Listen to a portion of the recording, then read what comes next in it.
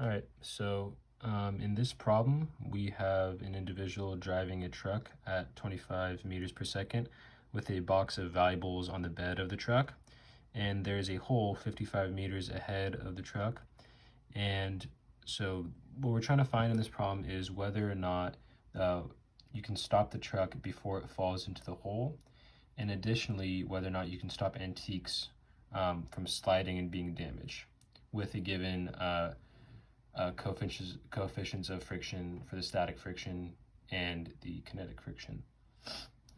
So what I thought it was important to do was to identify the forces acting on each system.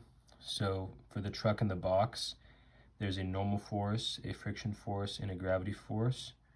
And then for just the box, it's the same forces, however, it's static friction for just the box. And I just do two free body diagrams here.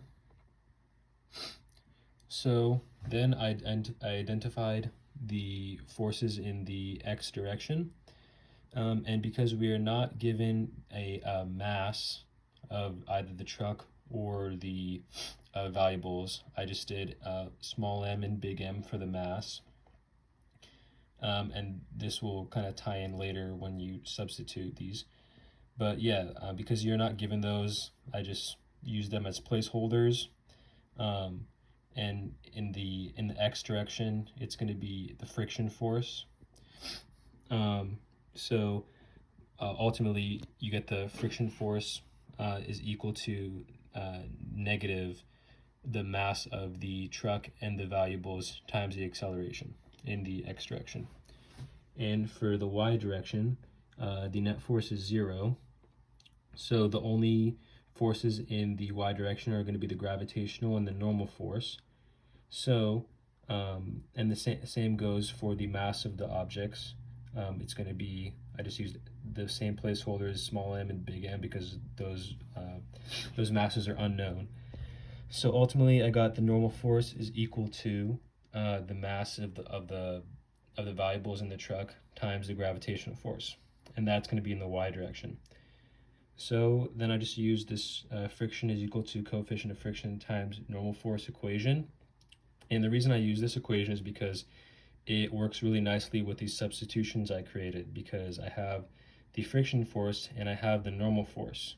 And the way I'm going about solving this problem is trying to find the minimum coefficient of friction. So because now I have these two, I can make a substitution.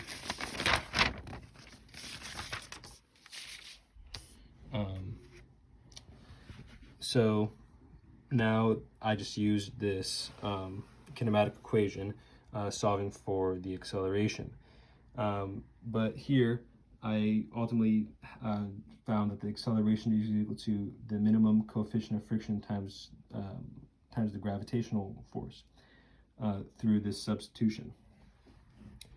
So now, once I found out that the acceleration is equal to the minimum coefficient of friction times gravity, now since I'm trying to find the minimum coefficient of friction, then I can just move g to the other side, and once I plug in the gravitational force, which is 9.8 meters per second squared, or the gravitational acceleration, sorry, the final velocity, the initial velocity, and the displacement, which is 55 meters, I get that the minimum coefficient of friction is 0.58.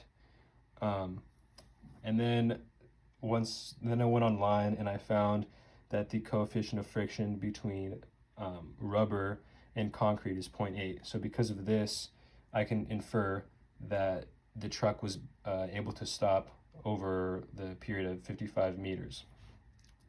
So now we're wondering if, can you stop the antiques from sliding and being damaged? Well, because that given coefficient of friction for the static friction of the box was 0.60, which is greater than the coefficient of friction over that 55 meters, then we can infer that that the valuables can be safe and not slide.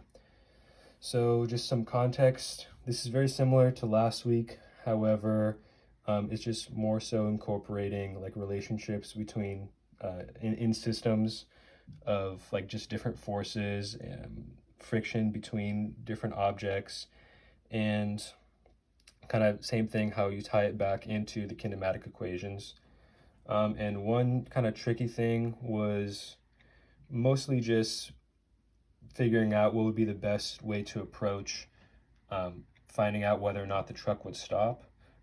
In my method, I guess one flaw is that you kind of have to look for an outside source and try to not necessarily infer, but just try to find what the coefficient of friction be. But other than that, that was kind of the tricky part. Sorry for going over, and thank you.